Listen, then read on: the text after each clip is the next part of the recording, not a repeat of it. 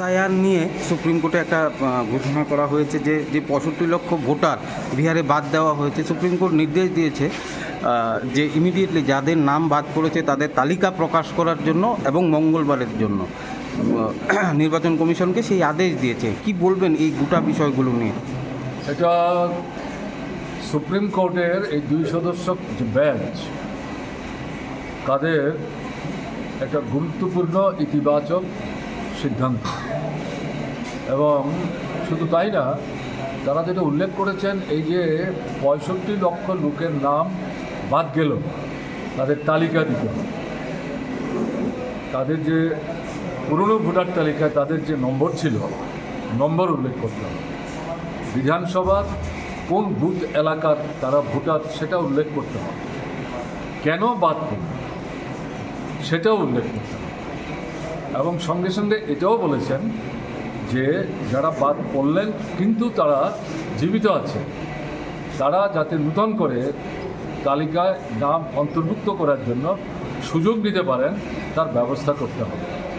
যে কয়েকটা বিষয়বস্তুকে ভোটার তালিকায় নাম তোলার জন্যে একটা প্রমাণপত্র হিসাবে নির্বাচন কমিশন নির্ধারিত করেছিল, তার সাথে সুপ্রিম কোর্ট আরও 2টো জিনিস যুক্ত করেছিল।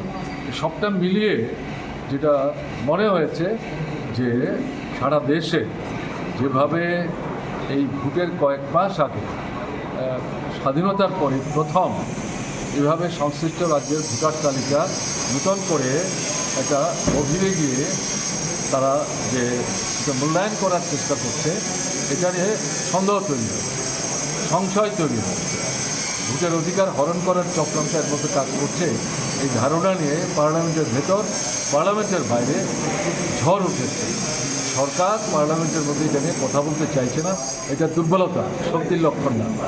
জনগণের মধ্যে বিজেপি এবং তার সঙ্গীয়দের যে বিচ্ছিন্নতা বাড়ছে, জনগণ যে তাদের উপর আস্থা হারাচ্ছে, এবং তারা যদি নির্বিঘ্নে ভোট দিতে পারে তাহলে তাদের ভোট যে এদের বিরুদ্ধে যাবে, এই ভয়ে ভিতর সন্ত্রস্ত হয়ে তারা বাছাই করে করে নাম বাতিল করার চেষ্টা করছে। এবং তার মধ্যে বিশেষ করে তারা চিহ্নিত করছে সংখ্যালঘু মুসলিম অংশের মানুষ, দলিত অংশের মানুষ, এবং তার মধ্যে বিশেষ করে তো তফসিলি অংশ আছেনই, ওবিসি অংশের মানুষ আছেন, ছোটো মাঝারি ব্যবসায়ী আছেন। তারাই সবচেয়ে বিধ্বস্ত এবং তাদের উপরেই তারা আস্থা হারিয়ে ভোটার তালিকা থেকে তাদের নাম বাদ দেওয়ার চেষ্টা করছে।